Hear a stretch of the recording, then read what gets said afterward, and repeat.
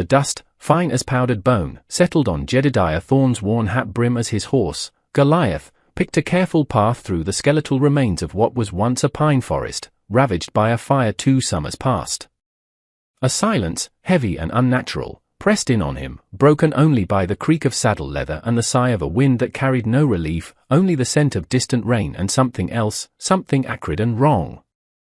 His eyes, the color of a stormy sky, scanned the barren landscape, seeking nothing in particular, yet always wary.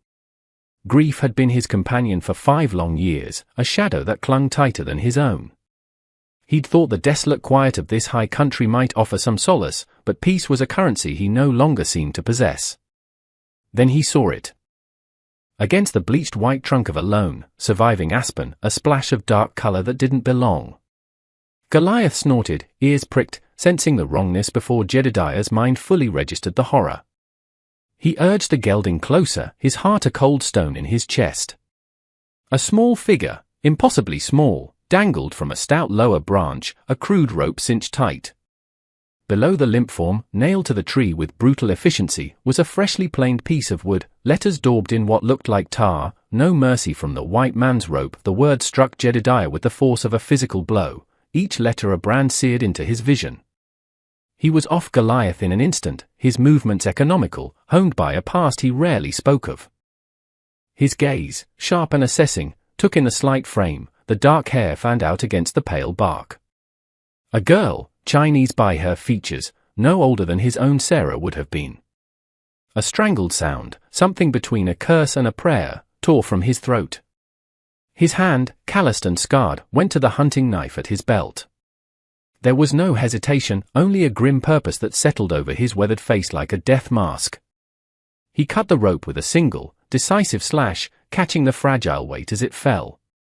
She was light, terrifyingly so. He laid her gently on the parched earth, his fingers searching for a pulse at her neck, expecting nothing. But then, a flicker, faint as a moth's wing, beneath his touch. Alive! Barely. His eyes shot back to the sign, its message of hate a vile stain on the already blighted land. A cold fury, an emotion he'd thought long buried with his wife and child, began to smolder deep within him. This was not justice. This was not the work of men, but of something far darker. He looked down at the girl, her face pale, a dark bruise blooming beneath the rope's cruel embrace. Who were they, these creatures who proclaimed such merciless judgment? And what right had they? The wind whispered through the dead pines, a mournful dirge. Jedediah Thorne, a man who had sought only to be left alone with his ghosts, found himself at a crossroads he never anticipated. To turn away was to let the darkness win, to affirm the hateful message on that tree. To act was to re-enter a world of pain and conflict he had desperately tried to escape. He looked at the girl's face again, her eyelids fluttering almost imperceptibly. In that small movement, he saw not just a victim, but a spark of defiance against the overwhelming void. His decision was made, not in a torrent of words, but in the sudden, hard set of his jaw and the rekindled light in his desolate eyes. He carefully gathered her into his arms, her small body a stark contrast to his rugged strength. The sign remained on the tree, a testament to cruelty, but as Jedediah turned his back on it, carrying his fragile burden, it seemed to lose some of its power, a silent challenge issued to the vast, uncaring sky. What path does a man choose when confronted by such blatant evil, when the ghosts of his past rise to demand he not make the same mistakes again? If you were standing in Jedediah's worn boots, seeing that innocent life hanging by a thread, what would your heart have told you to do? Jedediah carried the girl back to his isolated ranch, a modest spread nestled in a small, defensible valley miles from the nearest settlement of Redemption Gulch. The journey was slow, agonizingly so, each jolt of Goliath's steady gait a potential threat to the fragile life he held. He spoke to her in low murmurs, words of reassurance he wasn't sure she could hear or understand if she did. "Hold on, little one. Just hold on." His cabin was sparse, utilitarian, reflecting the man himself. A stone hearth, a rough-hewn table, a single cot. He laid her there, on the cot that had once held his Sarah during her fevers, the irony a bitter pill. For days, she hovered between worlds. He cleaned the raw, angry welts on her neck, applied a poultice of comfrey and yarrow, remedies his wife, Mourning Dove, had taught him from her people. He coaxed sips of water, then thin broth, between her cracked lips. Her hands, when he cleaned them, were small, the fingers delicate, yet there were calluses there too, signs of work, of a life already touched by hardship even before this atrocity. He watched her breathe, shallow and uneven, and each breath was a victory against the shadow that clung to her. During the long, silent vigils, his own past came visiting, unbidden and unwelcome. He saw Sarah's bright smile, heard her laughter echoing in the empty rooms of his memory, felt the phantom touch of her hand in his. He remembered the fire, the screams, the helplessness as raiders, drunk on whiskey and their own perceived power, had swept through their small homestead further south, leaving nothing but ashes and a grief that had hollowed him out. He had fought then, fought like a demon, but it hadn't been enough. The authorities had called it an isolated incident, a tragedy. But Jedediah knew it was born of the same bitter wellspring as the sign on that aspen tree, a hatred that saw others as less than human, as obstacles to be removed. He saw the girl's eyes flutter open on the fourth day. They were dark, almond-shaped, and filled with a terror so profound it made his own hardened heart ache. He didn't speak, just met her gaze steadily, trying to convey reassurance without words. She flinched when he reached out, a small, wounded animal. "Easy," he said, his voice rough from disuse. "You're safe here." He learned her name was Mai. She spoke little, her English hesitant, broken. But her eyes were intelligent, perceptive. She watched him, tracked his movements, the fear slowly, almost imperceptibly, receding, replaced by a cautious curiosity. She would touch the raw skin of her neck, her expression unreadable, then her gaze would find his, a silent question in their depths. He didn't press her for details of her ordeal. The trauma was a visible shroud around her. Instead, he spoke of the land, of the hawk that nested in the cliffs above his valley, of the coming winter. He showed her how to grind corn, how to mend a tear in his rough-spun shirt, small tasks to occupy her hands and mind. And slowly, a resilience began to bloom in the barren soil of her fear. A faint smile when he brought her a handful of late-season berries.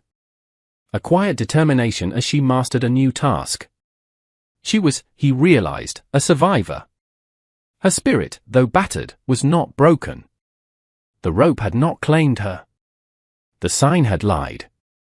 Mercy, it seemed, could still be found, even if it had to be carved out of the wilderness by a man haunted by his own failures to provide it in the past. He saw in Mai not a replacement for Sarah, but a chance, perhaps, to honor her memory in a way that mere survival never could. A chance to stand against the darkness he had fled from once before. When Mai was strong enough, though still bearing the shadows of her ordeal in the haunted depths of her eyes, Jedediah knew he couldn't keep her hidden in his valley forever. The ones who had done this to her were still out there. They believed her dead, most likely, but that kind of evil, left unchecked, would only fester and spread. He had to go to Redemption Gulch. He left Mai with strict instructions to stay hidden, a rifle he'd taught her the basics of leaning near the door, though the thought of her needing it chilled him to the bone. The town of Redemption Gulch was a raw, sprawling collection of clapboard buildings and muddy streets, buzzing with the nervous energy of a place built on precarious hopes and easily broken dreams. Saloons and supply stores stood shoulder to shoulder with assay offices and a single, stark church. As Jedediah rode Goliath down the main thoroughfare, he felt the familiar weight of eyes upon him. He was known here, but not well. A recluse, a man who kept his own counsel. Some whispered he was running from something, others that he was simply a man who preferred solitude. He tied Goliath in front of the marshal's office, a small, unassuming building with a faded sign. Marshal Brody was a man weathered by the frontier, his face a roadmap of compromises and hard choices. He listened to Jedediah's terse account, his expression growing grimmer with each word. Brody's eyes, though, held a flicker of something Jedediah hadn't expected, a weary anger, not just surprise. "A Chinese girl, you say?" Brody finally spoke, his voice low. "There's been trouble. Silas Blackwood, he runs the freight lines, brought in a crew of Chinese for the new railroad spur. Paying them next to nothing. Some locals ain't happy. Been talk? Jedediah's gaze sharpened. Talk, Marshal? Or a lynching? Brody ran a hand over his tired face. Blackwood's a big man in this town, Thorne. Owns a lot of people, one way or another. He claims some of his Chinese workers stole from him. Stirred up a hornet's nest. His eyes met Jedediah's. The sign? No mercy from the white man's rope. That's Blackwood's brand of poison. He likes to make examples. The air in the small office grew thick. Jedediah could see the struggle in the marshal's eyes, the desire for justice warring with the pragmatic need to keep a semblance of peace, even if it was a peace bought with fear and complicity. He needs to be stopped, Jedediah stated, his voice flat, devoid of emotion, yet carrying an undeniable weight. Brody looked out the dusty window at the town, at the people scurrying by, many of whom likely knew more than they let on. The cowardly crowd, silent in the face of tyranny. Stopping Blackwood ain't like swatting a fly, Thorne. He's got men. He's got influence. He paused. And what proof do you have, other than the girl's word, assuming she'll even speak of it? Jedediah's hand instinctively went to the hilt of the knife still at his belt, the one that had cut my down. His eyes were like chips of ice. I have the girl. She's alive. That's proof enough that his examples failed. He then recounted, briefly, his own past, the loss that drove him, not as a plea for sympathy, but as a statement of unwavering resolve. He wouldn't let it happen again. A new light flickered in Brody's eyes. Maybe it was Jedediah's quiet intensity, or the stark horror of the crime, or perhaps his own buried conscience finally stirring. If what you say is true, if Blackwood ordered this, then he's crossed a line even this town won't stomach once it's laid bare. But his voice lacked true conviction. The fear of Blackwood was a palpable thing. Jedediah knew then he might be on his own, or at least, he'd have to force the marshal's hand. He left the office, the weight of the town's silent complicity pressing down on him. He needed more than just the marshal. He needed to find the cracks in Blackwood's armor, the fear in his men. His quest for justice was also a search for his own redemption, a redemption that could only be found by facing down the darkness, not running from it.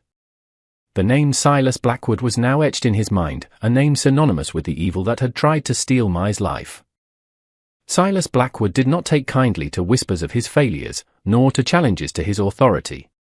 Word reached him, as it always did in a town laced with his informants and debtors, of Jedediah Thorne's inquiries, of the marshal's sudden interest in the Chinese problem. Blackwood, a man whose girth spoke of indulgence and whose small, piggish eyes missed nothing that affected his profits, saw Thorne not as a threat, but an annoyance to be swatted. He sent 3 of his men, burly, swaggering types who mistook brutality for strength, to Thorne's isolated ranch. They rode in brazenly, not expecting resistance from a lone recluse. They found Jedediah outside, mending a fence line, his movements calm, almost placid, as they approached. Mai was inside the cabin, her presence a secret he guarded fiercely. Thorne, the lead rider, a scar-faced man named Cletus, barked. Mr. Blackwood wants a word. Seems you been poking your nose where it don't belong. But Jedediah straightened slowly, his gaze sweeping over them, cold and appraising. His hands, empty, hung loosely at his sides. This is my land. My business. Cletus chuckled, a harsh, grating sound.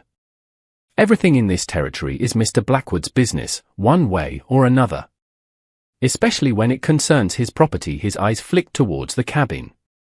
Heard you found something that went missing. Jedediah's expression didn't change, but a stillness settled over him, the dangerous calm before a storm. The only thing I found was a child, half dead, left as carrion by cowards. The men bristled. Watch your mouth, old man, another one snarled, his hand inching towards his Colt. We ain't here to palaver. Blackwood wants the girl.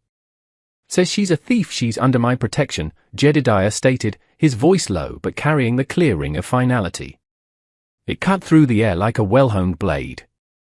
And she's not for sale, or for the taking. Cletus spurred his horse a step closer, towering over Jedediah. You got 2 choices, Thorne. Hand her over peaceful like, or we burn this place to the ground with you and her in it. Mr. Blackwood ain't a patient man. It was then that a small face appeared in the cabin window, eyes wide with fear, but also a flicker of something else, defiance, perhaps learned from the quiet man who had saved her. My. The sight of her seemed to confirm their suspicions and embolden them. Cletus grinned, a predatory flash of teeth. Well, well. Looks like the rumors were true. He dismounted, along with his companions. Last chance. Thorn Jedediah's eyes flicked to Mai, a silent reassurance, then back to the men. He saw the contempt in their faces, the casual cruelty. He saw the same arrogance he'd seen in the eyes of the men who had destroyed his past. The sleeping giant within him, dormant for so long, began to stir, a righteous fury coiling tight. There's a third choice, Jedediah said, his voice dropping to a near whisper, yet each word was clear and distinct. You leave. Now. And you tell Blackwood his reign of terror over the helpless ends today. The men laughed. Cletus drew his gun. Brave words, farmer, but as Cletus raised his weapon, Jedediah moved. He wasn't a farmer. Not just a farmer. The speed was startling, a blur of motion that belied his years. His hand darted inside his vest, emerging with an old Navy Colt, its barrel worn smooth. Before Cletus could comprehend, Jedediah's shot cracked the air, not aimed to kill, but to disarm. Cletus yelped as his gun spun from his grasp, his hand throbbing. The other two, stunned by the sudden violence, fumbled for their own weapons. Jedediah didn't hesitate. He was a whirlwind of controlled fury, moving with a deadly grace. He used his fists, the butt of his pistol, his entire being focused on neutralizing the threat. It was brutal, efficient, and swift. When the dust settled, the three men were groaning on the ground, disarmed and thoroughly beaten. Jedediah stood over them, chest heaving slightly, the Colt steady in his hand. His eyes, however, burned with a cold fire. Just then, two riders crested the ridge overlooking the valley. Marshal Brody, and, surprisingly, a small posse of townsmen, their faces grim, armed. Brody had made his choice. Perhaps Jedediah's earlier words had struck a deeper chord, or perhaps the blatant aggression of Blackwood's men, reported by a worried neighbor, had been the final straw. Looks like you handled the welcoming committee, Thorn, Brody said, a reluctant admiration in his voice. He looked at the bruised and battered men. These dogs will testify, or they'll swing for attempted murder alongside their master. Or the fight wasn't over, but the tide had turned. One man's stand had ignited a spark. The apprehension of Silas Blackwood was less a battle and more the inevitable collapse of a rotten edifice once its foundations were shaken. With his enforcers captured and their coerced testimony painting a damning picture of his orders to lynch Mai as a terrifying example to his other exploited laborers, Blackwood's bravado crumbled. Marshal Brody, now fully committed and backed by a townsfolk suddenly finding their courage, or perhaps just eager to align with the winning side, faced little resistance when they went to arrest him at his opulent office above the freight company. Blackwood, stripped of his hired guns and bluster, was just a paunchy, sweating man, his eyes darting about for an escape that no longer existed. His claims of innocence were hollow, his threats impotent. The law, so often a tool he had bent to his will, now turned its implacable face towards him. The trial was swift. Mai, with Jedediah by her side, did not have to speak much. Her presence, the still fading marks on her neck, and the recovered sign, "No mercy" from the white man's rope, spoke volumes more eloquently than any prosecutor. The rope itself, the one Jedediah had cut, became a stark symbol of Blackwood's depravity. Some townsfolk, those who had benefited from Blackwood's reign or feared him, stayed away. But many others came, their faces a mixture of shame and a dawning resolve. They had allowed the shadow of men like Blackwood to grow too long in their midst. They saw in Jedediah Thorn not a vengeful outcast, but a reflection of the courage they had lacked. They saw in Mai not a faceless foreigner, but a child who had suffered an unimaginable horror under their very noses. Blackwood was found guilty. Justice, in the flawed way of mortals, was served. He wouldn't hang from a tree with a mocking sign, but the bars of the territorial prison would be their own kind of rope, slowly tightening around the rest of his miserable life. In the aftermath, Redemption Gulch felt different. The air was cleaner, somehow. The fear that had been a constant undercurrent had lessened. People looked each other in the eye a little more readily. Mrs. Albright, the kind woman who ran the general store and had once offered Jedediah a sympathetic ear, organized a small collection for a new life, a fresh start. In the weeks that followed, began to truly heal. The haunted look in her eyes didn't vanish entirely. Some scars, Jedediah knew, ran too deep for that, but it softened, often replaced by a shy smile or a thoughtful gaze. She learned more English, her quick mind absorbing everything. She helped Jedediah around the ranch, her small hands surprisingly deft. She planted a small patch of wildflowers near Sarah's unmarked grave, a splash of color in the monochrome landscape of his grief. Jedediah Thorne did not return to his solitude. He had found something in defending something he thought irretrievably lost, a purpose beyond mere survival.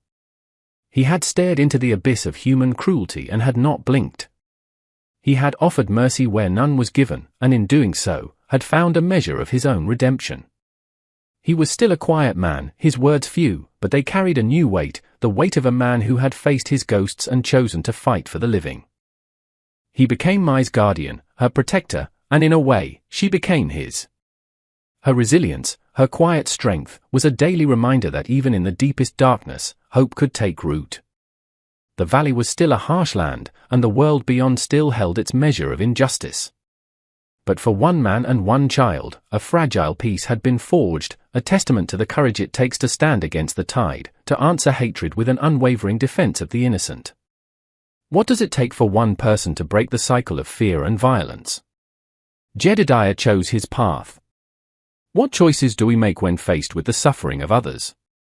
If this tale of courage found in forsaken places has stirred your spirit, there are more echoes in these canyons, more stories of the human heart battling the darkness. Follow this channel, lend your strength to the telling, and subscribe so that such deeds and such hope are never forgotten.